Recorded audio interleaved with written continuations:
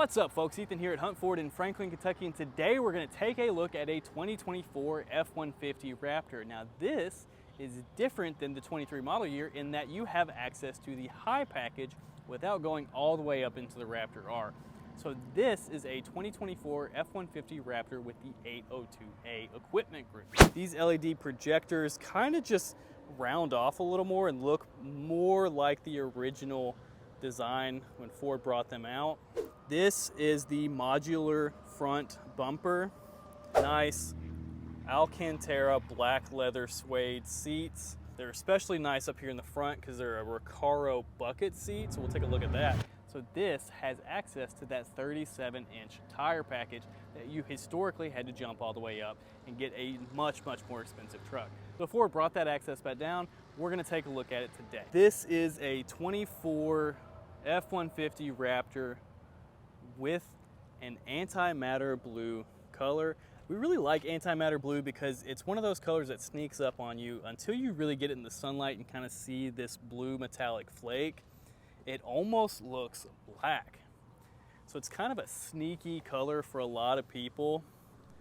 Now, these 24 Raptors, I think, look more like the Gen 1s than they have the last few years, especially here in this front kind of headlight area. These are the LED projectors. These LED projectors kind of just round off a little more and look more like the original design when Ford brought them out. Of course, you've got the updated grille and the Ford logo with a little bit of pattern to just make it a bit more unique, stand out a bit better. But down below is where we start to see some of these features, the 802A package. This is the modular front bumper. Modular in that you can kind of add or remove any accessories or anything. You can see that you've got options and bolt points for headlights, maybe a bull bar, you name it. You've got the ability kind of built in to make this bumper work a little bit more for your needs. A lot of desert racers are going to kind of upgrade the lighting setup on these trucks, and that's making it a lot easier from the factory. Over here to the side, this is the big main ticket for this 802A equipment group. You've got the 17-inch beadlock capable wheels. They've got this carbonized gray kind of outer rim with a black machined look on the inside. It's one of the better looking wheel sets they've got available in the F-150 lineup. As well, just in the Raptor lineup in general, I like these a bit more than the standard. And now you've got the 37-inch tire package available without having to go full Raptor R. These are going to be your BF Goodrich KO2 all-terrain tires and give you plenty more ground clearance and just, I think, a little bit softer ride, especially even on-road versus the regular Raptor. Back here in the back, you're going to get an upgraded suspension setup with this. This is the Fox Live Valve dual valve setup. You can kind of see back here, you've got a new or a additional valve on top. Just gives you a little bit more play and just a lot more flexibility with how it actively changes the conditions in the suspension.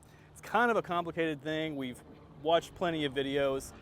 The engineering behind it's really complicated for me to explain in the video without showing you a bunch of graphics. Ford has a really good explainer on what it does on their channel. We can link that down in the description below.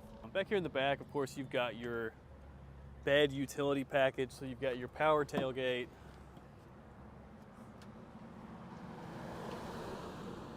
got your tailgate work surface. You could put a iPad or a tablet there, and you've got your tailgate step.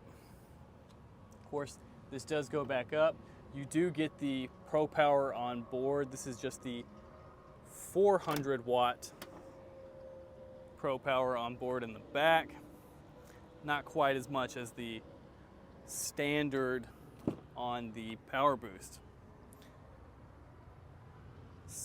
Similar setup back here in the back. You've got these nice Alcantara black leather suede seats.